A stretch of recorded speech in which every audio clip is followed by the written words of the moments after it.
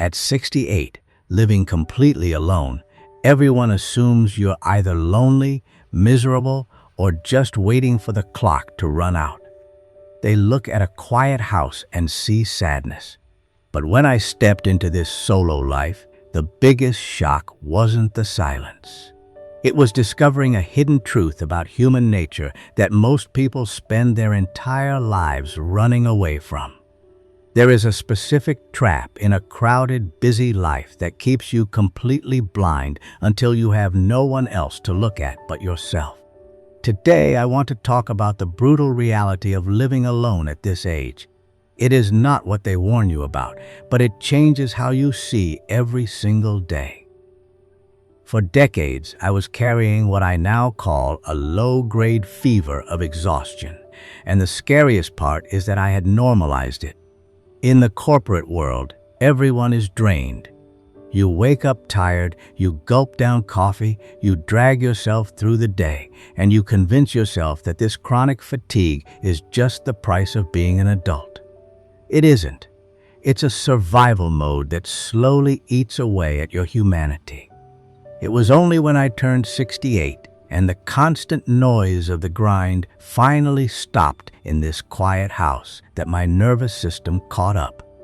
My body finally felt safe enough to crash, to process the years of built-up stress, and to slowly drain the raging storm out of my muscles.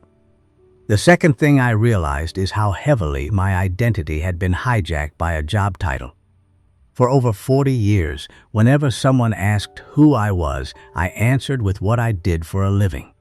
When you step away and end up living alone at 68, the machine stops giving you feedback. There are no more performance reviews, no more titles to hide behind, and no crowds to please. You are forced to look in the mirror and ask, who am I when I'm no longer producing anything for someone else? I had to slowly reintroduce myself to the younger version of me. I went back to the garage, started tinkering with old rusty tools, fixed things with my hands, and learned to love my own company without needing a paycheck to validate my existence. Third, I didn't miss the things that everyone swore I would miss. Before I retired, well-meaning friends warned me that I would feel completely lost without the structure, the busy schedules, and the office camaraderie. They thought a man living alone at my age would just shrivel up from the isolation. But you know what I actually ended up missing? Absolutely nothing. The moment I walked out that door, I didn't feel a void. I felt an overwhelming wave of relief.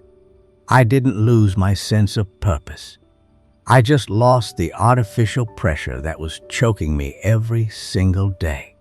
I realized that most of the relationships we build at work are just proximity, not true connection, and losing them was actually a gift of freedom. Fourth, my social circle naturally shrank, but my life actually got a whole lot deeper. When you live completely by yourself at 68, you stop performing for the public.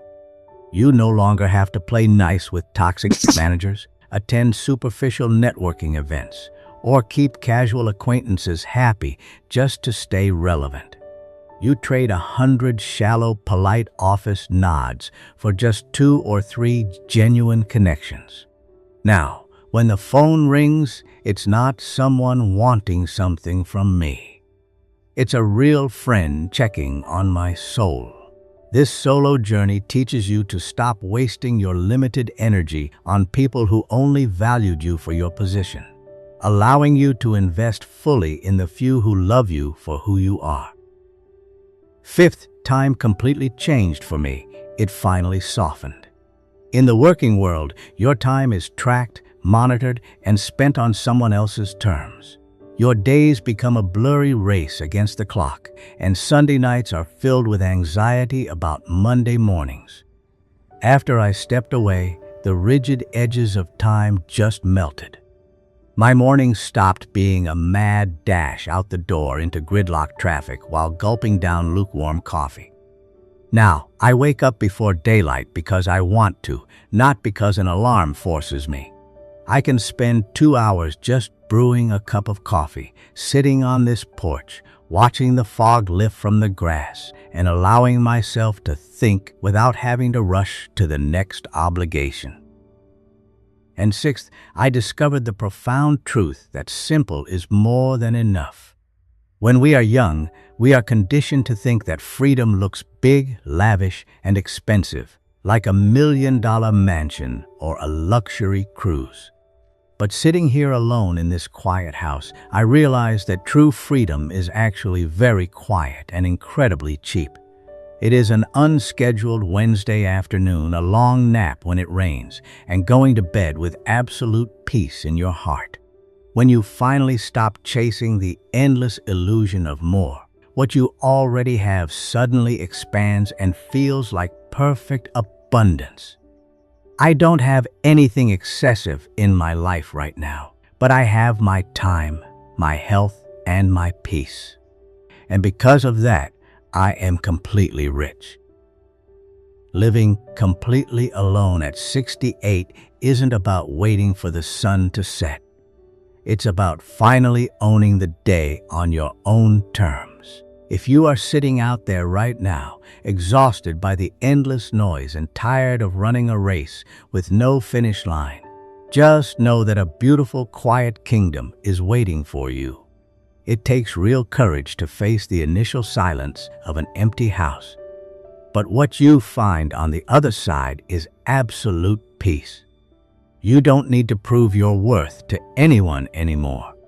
If this talk felt like a warm sanctuary for your soul today, please subscribe and share your story in the comments. Let's keep this porch warm together. Take care, and I'll see you next time.